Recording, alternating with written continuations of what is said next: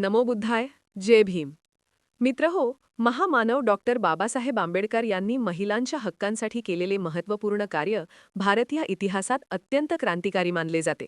त्यांनी स्त्री-पुरुष समानता, शिक्षण, आर्थिक स्वातंत्र्य आणि कायदेशीर हक्क यासाठी आयुष्यभर संघर्ष केला. बाबासाहेबांनी 1920 मध्ये मूक नायक हे वृत्तपत्र सुरू करून स्त्री शिक्षणाचा प्रसार केला.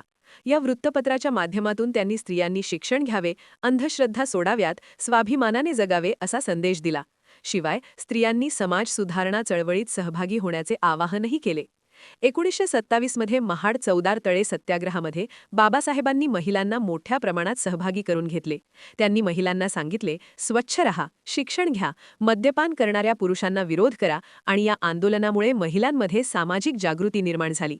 या व्यतिरिक्त बाबासाहेबांनी मुंबई विधान परिषदेत सदस्य असताना त्यांनी कामगार महिलांच्या हक्कांसाठी आवाज उठवला.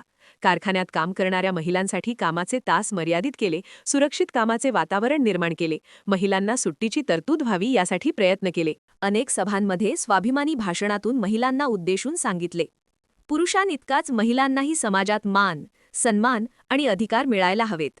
त्यांनी महिलांना संघटन, शिक्षण आणि आत्मसन्मान यावर भर दिला. बाबासाहेब कामगार मंत्री असताना महिलांसाठी महत्त्वाचे निर्णय घेतले. त्यांनी मातृत्व रजा देण्याची संकल्पना पुढे आणली. गर्भवती महिलांना पगारासह सुट्टी मिळावी अशी तरतूद केली. भारतीय संविधानाचे शिल्पकार म्हणून त्यांनी स्त्रियांसाठी अनेक अधिकार दिले. भारतीय संविधानात स्त्री समानतेची हमी मिळवून दिली. संविधानातील प्रमुख कलम 14, कायद्यापुढे समानता. कलम 15, लिंगभेदावर आधारित भेदभावास मनाई. कलम 16, नोकरीत समान संधी. कलम 39, स्त्री-पुरुषांना समान वेतन असे मूलभूत अधिकार मिळवून दिले. महिलांना समान मालमत्ता आणि विवाह हक्क देण्यासाठी हिंदू कोड बिल तयार करून क्रांतिकारी कायदे बनविले. या बिलामध्ये महिलांना वारसा हक्क, घटस्फोटाचा अधिकार, पुन्हा विवाह करण्याचा अधिकार, मुलांच्या दत्तक हक्कांमध्ये समानता अशी कायद्याची तरतूद करण्यात आली. परंतु काही लोकांच्या विरोधामुळे हे हिंदू कोड बिल पास झाले नाही आणि या विरोधामुळे बाबासाहेबांनी आपल्या मंत्रिपदाचा राजीनामा दिला.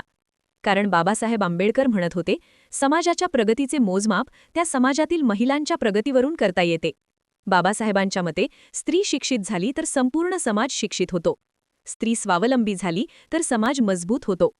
मित्रहो, डॉक्टर बाबासाहेब आंबेडकर यांनी महिलांना समानता, शिक्षण, कामगार हक्क, मातृत्व हक्क, मालमत्ता हक्क आणि संविधानिक संरक्षण देण्यासाठी ऐतिहासिक कार्य केले. त्यामुळे त्यांना भारतीय स्त्रीमुक्तीचे महानायक असेही म्हटले जाते. याच स्त्रीमुक्तीच्या महानायकाला कोटी कोटी प्रणाम, त्रिवार अभिवादन. जय भीम, जय बुद्धाय.